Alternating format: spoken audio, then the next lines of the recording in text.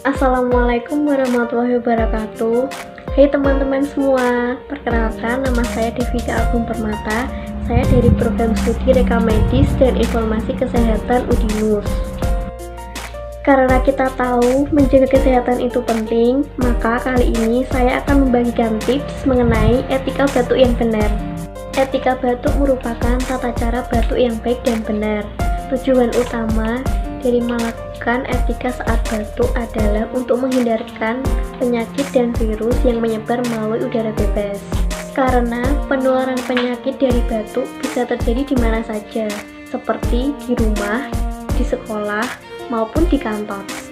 Untuk itu, saya akan menyampaikan langkah-langkah etika batuk yang benar.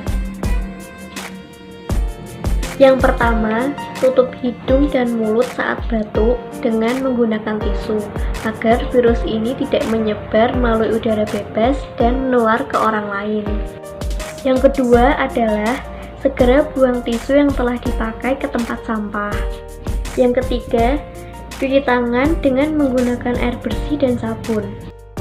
Dan langkah yang terakhir adalah yang keempat, jangan lupa untuk selalu menggunakan masker. Itulah tadi langkah-langkah mengenai etika batuk yang benar. Wassalamualaikum warahmatullahi wabarakatuh.